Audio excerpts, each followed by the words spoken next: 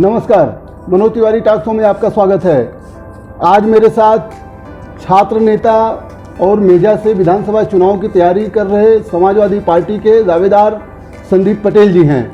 आज संदीप पटेल से मेजा की राजनीति पर और समाजवादी पार्टी की राजनीति पर, यहाँ तक कि प्रदेश की राजनीति पर ढेर सारी बात करेंगे।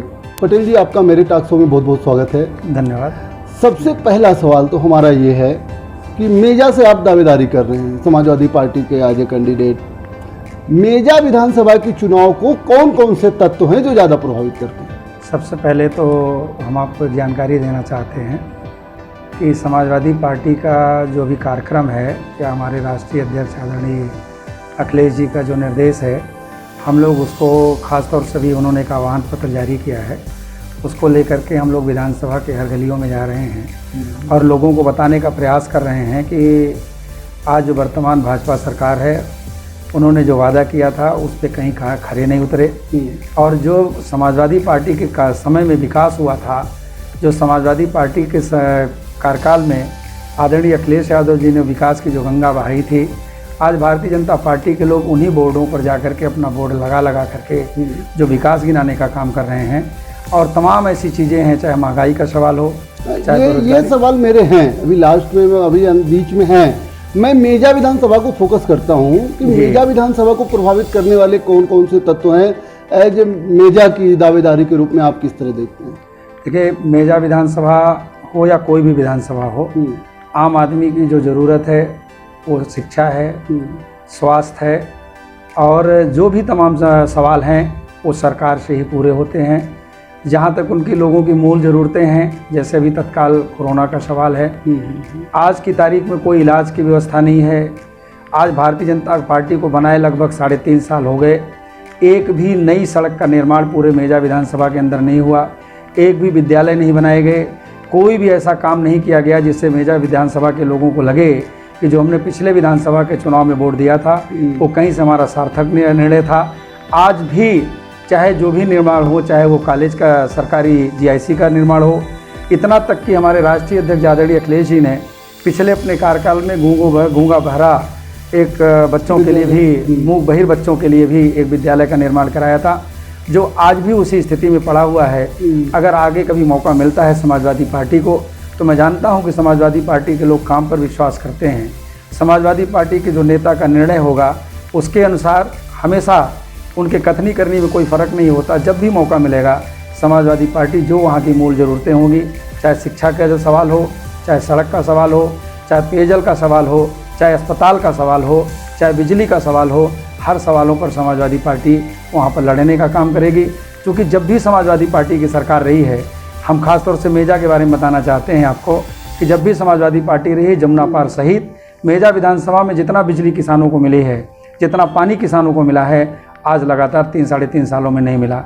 अभी पीछे आपने देखा होगा, ओलावृष्टि हुई, ओलावृष्टि पर उत्तर प्रदेश की सरकार ने घोषणा तो कर दिया, लेकिन आज तक किसी किसान को ओलावृष्टि का 1 रुपया नहीं मिला है। उसको भी हम दिलाने का प्रयास करेंगे। चलिए, ये तो आपकी सुविधाएं हैं, आपकी प्राथमिकताएं हैं, ये मेरे सवाल में भी है।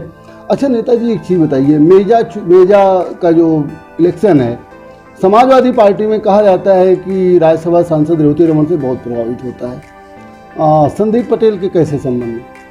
हमारे संबंध, चूँकि हमारे नेता हैं, हमारे पार्टी के राष्ट्रीय महासचिव भी हैं, हमारे राष्ट्रीय महासचिव रहे हैं, वर्तमान में हमारे राज्यसभा सांसद हैं। हम लोग चूँकि एक दल पार्टी परिवार के लोग हैं, तो निश्चित रूप से एक परिवार का संबंध हमेशा जैसा होना चाहिए वैसा ही है। हमारे नेता चूँकि आदरणीय अखिलेश यादव जी हैं और पूरे पार्टी के नेता आदरणीय अखिलेश यादव जी हैं, उसके साथ साथ चूँकि क्षेत्रीय राजनीति में उन्होंने बहुत लंबे अरसे से संघर्ष किया है। हम लोगों के गार्जियन के स्वरूप हैं, हम लोग उनको गार्जियन की तरह मानते भी हैं, और जब भी ज़रूरत पड़ती है समय समय पर उनसे राय भी लेते हैं और उनसे परामर्श लेकर आगे बढ़ने का प्रयास करते हैं। मेजा विधानसभा 2022 में चुनाव होने हैं जी, आपको क्या लगता है, सपा वर्सेज बीजेपी होगी या बीएसपी भी बीच में कहीं न कहीं एंट्री मारेगी? मैं जहाँ तक समझता हूँ कि जिस तरह से उत्तर प्रदेश के अंदर देश की, पूरे प्रदेश की जनता ने सभी दलों को देखा है, बीएसपी की भी सरकार देखी है, बीजेपी की भी सरकार देखी है, और हमारे नेता आदरणीय अखिलेश जी के नेतृत्व को भी लोगों ने देखा है।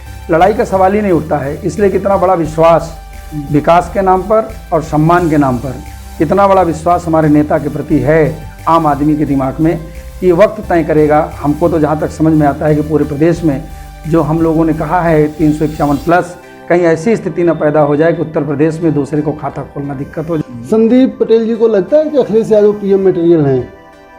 संदीप पटेल को ही नहीं, गांव के आम गरीब को लगता है, क्योंकि चाहे वो गरीबों के पेंशन का सवाल हो, चाहे नौजवानों के रोजगार का सवाल हो, जितना ईमानदारी से गांव का दर्द, चूंकि वो ऐसे परिवार में पैदा हुए, आदरणीय नेताजी बहुत सामान्य परिवार में पैदा होने के बाद खेत की मेड़ों से चल करके, खेत खलिहानों से निकल करके उन्होंने लखनऊ में संघर्ष करके किसानों को लखनऊ में ले जाकर खड़ा किया था और किसानों के नाम पर सरकार बनाई। अखिलेश यादव को पीएम मटेरियल बताने के पीछे क्या उनसे नजदीकी बनाने की कोशिश या कुछ हो?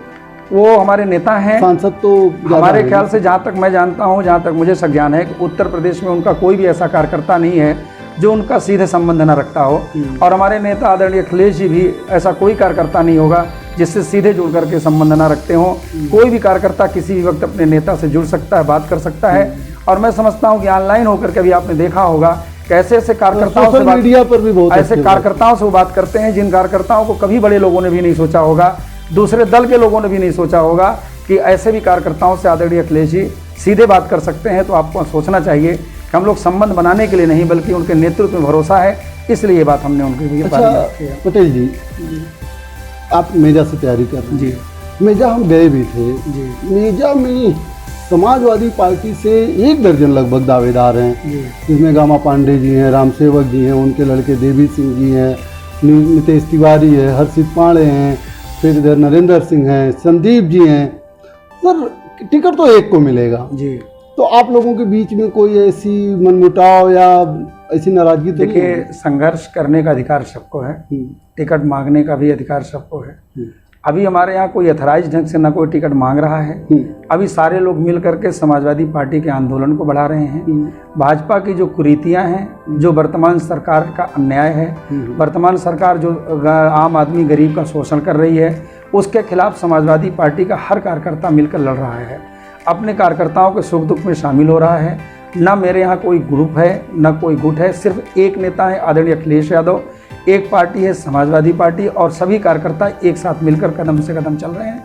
और हमारे नेता का जो निर्देश हो जाएगा, क्योंकि साइकिल निशान पर लोग वोट डालने को तैयार हैं, किसी व्यक्ति पर नहीं, जिसके नाम के आगे साइकिल निशान होगा उसी को लोग वोट डालेंगे।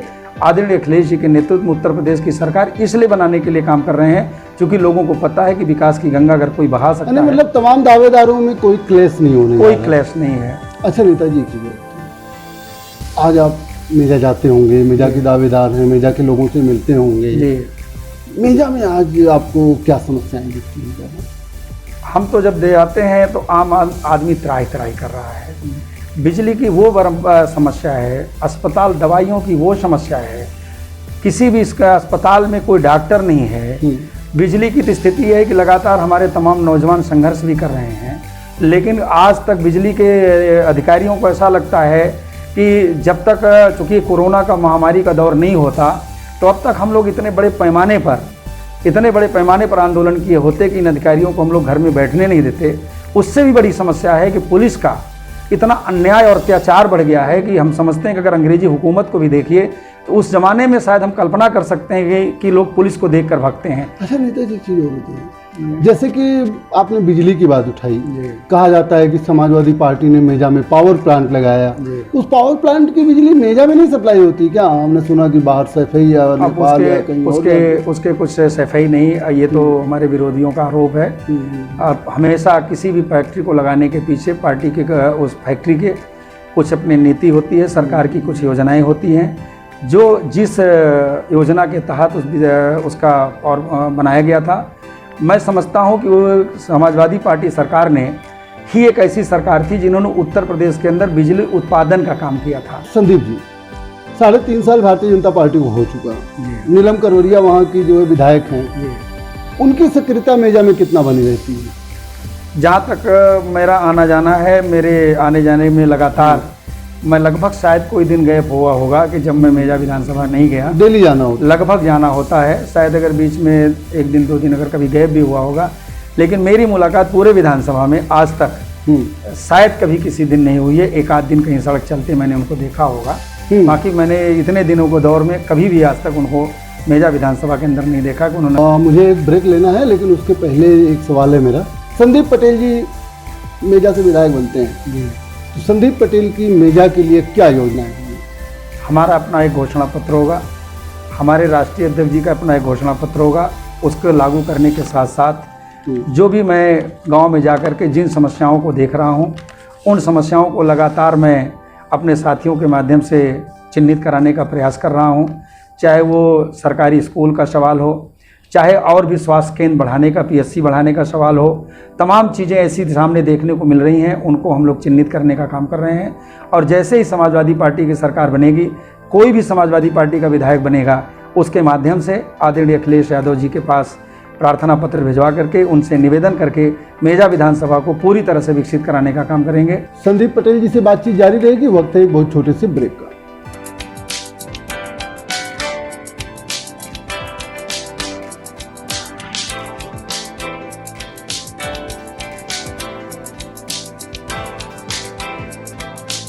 ब्रेक के बाद आपका स्वागत है।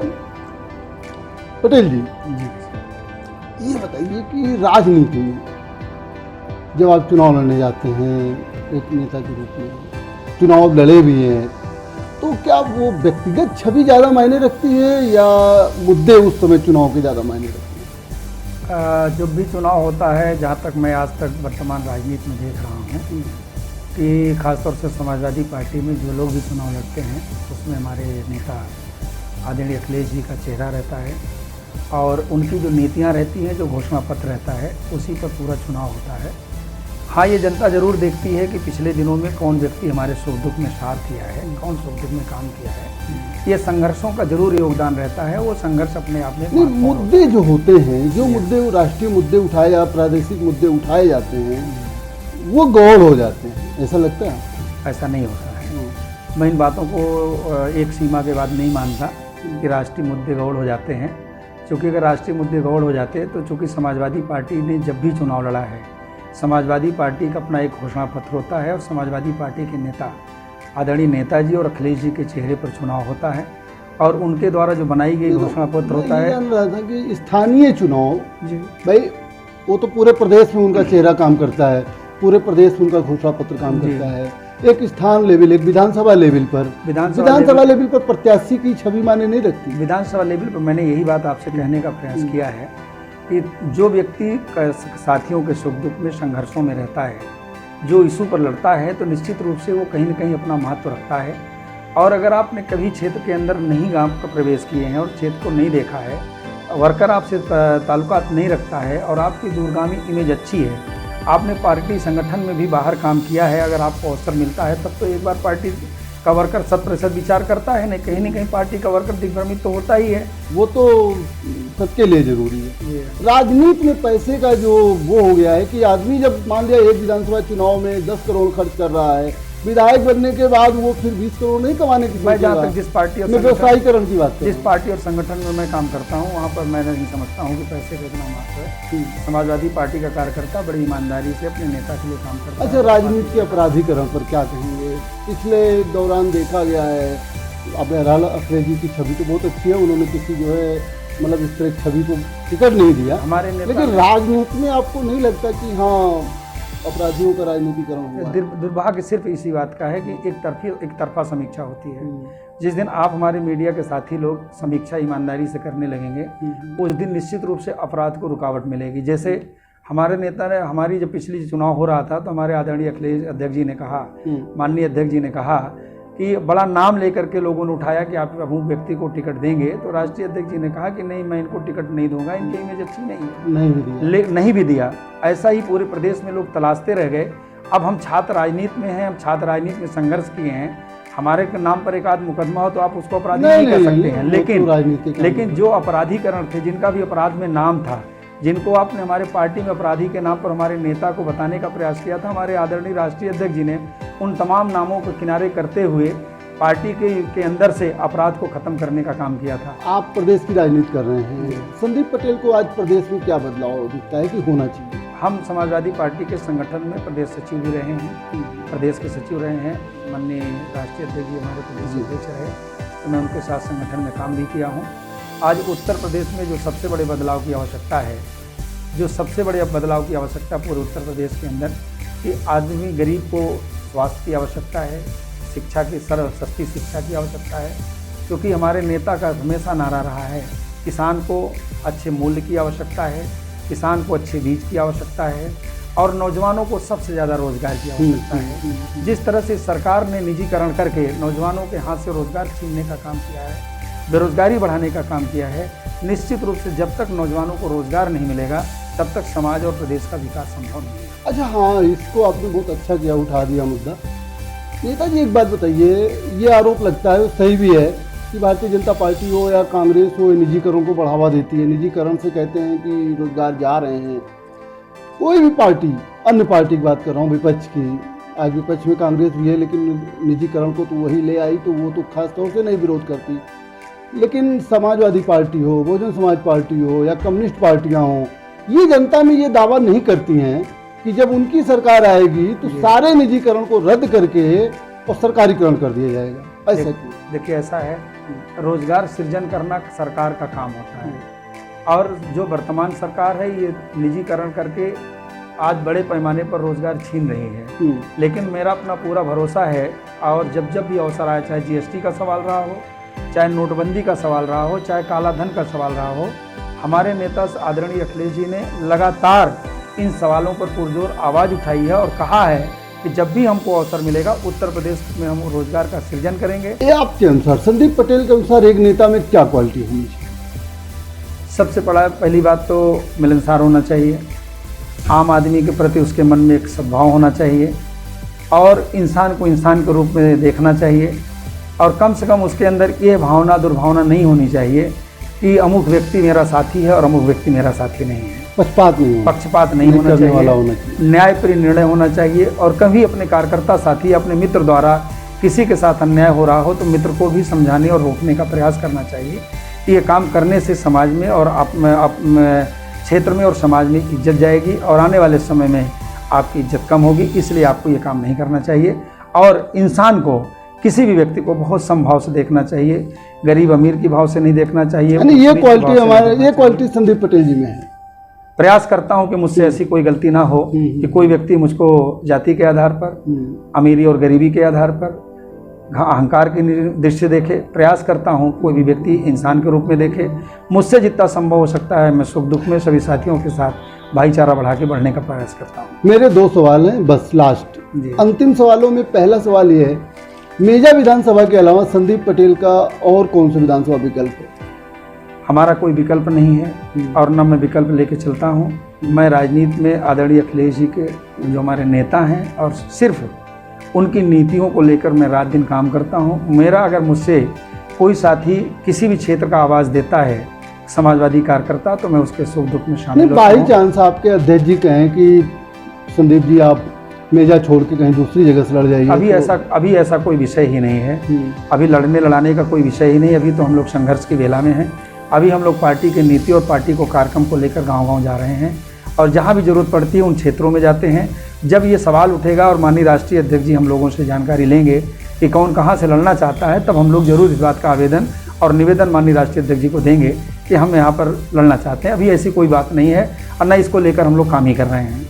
अभी हम लोग केवल उत्तर प्रदेश के अंदर अपने राष्ट्रीय अध्यक्ष, अपने नेता श्री अखिलेश यादव जी को उत्तर प्रदेश का मुख्यमंत्री के रूप में देखना चाहते हैं, इसके लिए काम कर रहे हैं। एक सवाल बहुत महत्वपूर्ण था जो बीच में ही हमें पूछना चाहिए था, छूट गया था। 3.5 साल से ज़्यादा का समय भारतीय जनता पार्टी सरकार को हो चुकी है प्रदेश में, और इनके दावे भी हैं कि इन्होंने इतना रोजगार दिया, ये किया, वो किया। संदीप पटेल इसको 3.5 साल के कार्यकाल को किस तौर से देखते हैं? हमने सिर्फ 3.5 साल कार्यकाल में जो महसूस किया है कि भारतीय जनता पार्टी ने केवल लोगों को मुद्दे से भटकाने का काम किया है, लोगों को आपस में लड़ा करके असली मुद्दे से भटकाने का काम किया है। जब भी लोग सवाल के लिए लड़े, जैसे मैं आपको एक घटना दिलाना चाहता हूं कि भारतीय जनता पार्टी की पुरानी परंपरा रही है कि सन 92 में जब रिजर्वेशन का सवाल उठा तो उन्होंने मंडल के सामने कमंडल खड़ा कर दिया। जब हम रोज़गार मांगते हैं तो हमें मंदिर की बात करते हैं, जब हम न्याय मांगते हैं, जब हम उनसे न्याय मांगते हैं तो हमसे धर्म की बात करते हैं, जब हम उनसे न्याय के लिए न्याय का सवाल उठाते हैं, किसी सवाल को लेकर संघर्ष करने की बात करते हैं, तो तमाम ऐसे इशू हमारे सामने खड़ा कर देते हैं जिससे ये लगता है और हमारे इशूज़ को दबाने का काम करते हैं। 3.5 साल में भारतीय जनता पार्टी ने अपने घोषणा पत्र के अनुसार कोई भी एक काम ऐसा नहीं किया। आज कहते हैं इन्होंने कहा था कि हमारी सरकार बनेगी तो हम नौजवानों को लैपटॉप देंगे और कितने जीबी का डाटा देंगे, इंटरनेट भी देंगे, इंटरनेट भी देंगे और डाटा भी देंगे। आज अगर उन्होंने डाटा दिया होता, आज मैं मांग करता हूं आपके माध्यम से उत्तर प्रदेश सरकार की कि आज गांव के गरीब को सबसे ज्यादा बिजली की और डाटा की जरूरत है। बच्चा, छोटा बच्चा बिना पढ़े लिखे ऑनलाइन क्लास चल रहा है। अगर इन्होंने डाटा दिया होता और डाटा के साथ साथ लैपटॉप दिया होता तो शायद आज गांव का बच्चा घर के अंदर खेल नहीं रहा होता, निराश होकर नहीं बैठा रहता। वहीं पर बिजली दिया होता तो शायद बच्चा पढ़ रहा होता। लेकिन आज फक्र के साथ कहना चाहता हूं, और बड़े सौभाग्यशाली हम लोग हैं कि हम लोग आदरणीय अखिलेश जी के नेतृत्व में काम करते हैं। आज शायद उनके हाथ में कमान होती तो बच्चा घरों में बैठ करके लैपटॉप खोल करके एक बच्चा शिक्षा ग्रहण कर रहा होता, उस बच्चे को कभी भी इसका सामना नहीं करना पड़ता। आपने कोरोना का जिक्र किया, इस पर एक सवाल भी था मेरा जी। कोरोना ने देश की अर्थव्यवस्था को या देश की सामाजिक व्यवस्था को किस तरीके से प्रभावित किया, और क्या इससे अब हमारा देश इतनी जल्दी उभर पाएगा? जहाँ तक मैं समझता हूँ कि कोरोना में आम आदमी ने तो, इस देश के जो पूंजीपति थे या जो देश को चलाने वाली सरकार थी, आम आदमी ने जब भी सरकार ने मांगा, जिस भी रूप में सरकार ने समर्थन मांगा, आम आदमी ने समर्थन दिया। लेकिन सरकार ने सिर्फ राजनीति किया। सरकार ने इस कोरोना जैसी वैश्विक महामारी में भी राजनीति करने का काम किया। भारतीय जनता पार्टी ने इस वैश्विक महामारी में राजनीति करके जो घिनौना हरकत किया है, प्रदेश ही नहीं देश के अन्य प्रांतों में, और जब भी मौका मिलेगा गांव की जनता इस बात को लेकर बैठी है और इसका बदला इसलिए लेने का काम करेगी कि वैश्विक महामारी का दौर था, ये राजनीति का दौर नहीं था। अभी आपने देखा होगा कि एक तरफ आदमी घरों में बैठा था और सरकार की और देश की मदद कर रहा था कि किसी कारण हमारी वजह से देश के अंदर बीमारी न फैलने पाए। लेकिन ये भारतीय जनता पार्टी बिहार जैसे प्रांतों में राजनीति कर रही थी, और आज भी भारतीय जनता पार्टी राजनीति से बाज नहीं आ रही है। और केवल भाजपा राजनीति करने के लिए लॉकडाउन हटा रही है, राजनीति करने के लिए आम आदमी को जिंदगी को दांव पे लगा रही है, और भारतीय जनता पार्टी इस वैश्विक महामारी का पूरा उपयोग कर रही है। चूंकि अर्थव्यवस्था सुधार नहीं सकते थे, अर्थव्यवस्था सुधारना इनके बस का नहीं था, इनको एक बहाना मिल गया है, बड़ा बहाना मिल गया है कि वैश्विक महामारी भी आर्थिक व्यवस्था का एक बहुत बड़ा कारण है। सर एक सवाल हो, 2012 में आपकी सरकार बनी जी, 17 तक चली जी, 17 के चुनाव में गठबंधन करना पड़ा कांग्रेस से सपा को जी। उसमें सफलता कम मिली या नहीं मिली, भाजपा की सरकार बनी। उसके बाद 2019 में लोकसभा में गठबंधन करना पड़ा, और इतना मजबूत गठबंधन बहुजन समाज पार्टी से होने के बाद भी वो सफलता नहीं मिली जो मिलनी चाहिए थी। 2022 में समाजवादी पार्टी अकेले लड़ेगी या किसी गठबंधन के साथ जाएगी? ये हमारे राष्ट्रीय अध्यक्ष जी का निर्णय है। इस स्तर तक बात हम लोग अपने ढंग से कहते हैं, ठीक है, इस पर विचार करते हैं। हम लोगों के बहुत से ऐसे निर्णय हैं जो माननीय राष्ट्रीय अध्यक्ष जी पर हैं। हम लोगों के विशेषाधिकार में कुछ भी बात नहीं आती है। हम केवल आपसे इतना कहना चाहते हैं कि जब भी समय समय पर हम लोगों को माननीय राष्ट्रीय अध्यक्ष जी द्वारा जो निर्देश होगा हम लोग उसका अक्षर से पालन करेंगे। चलिए ठीक। अंतिम मेरा सवाल, संदीप पटेल मेजा की जनता को क्या संदेश देना चाहिए? हम केवल इतना कहना चाहेंगे इस वैश्विक महामारी के अवसर पर कि साथियों, आपको अपनी सुरक्षा का ख्याल रखना है, और अपनी सुरक्षा का ख्याल करके, चूँकि आपकी अपनी दैनिक दिनचर्या में हम खासतौर से बहुसंख्यक समाज गरीब है, आपको बच बचा करके आने वाले कल की अच्छाई के लिए, आने वाले कल की सुरक्षा के लिए अपनी तैयारी को भी कायम जारी रखना है। क्योंकि जो हमारी विरोधी ताकतें हैं कई तरह से हमारे ऊपर हमला कर रही हैं, उस हमले से सतर्क रखते हुए, अपने आप को सुरक्षित रखते हुए आने वाले कल के लिए काम करना है। बहुत बहुत धन्यवाद। आए हुए साथियों का बहुत बहुत स्वागत करता हूं कि आपने हमें अवसर दिया अपनी बात कहने का, और जब भी समय पर आप हमें अवसर देंगे हम आपके सवालों का जवाब देने के लिए आपके सामने उपस्थित होंगे। बहुत बहुत धन्यवाद। धन्यवाद संदीप पटेल जी, हमारे टॉक शो में भाग लेने के लिए आपको बहुत बहुत धन्यवाद। जैसा कि आपने देखा, हमारे साथ समाजवादी पार्टी से मेजा विधानसभा के दावेदार संदीप पटेल जी थे।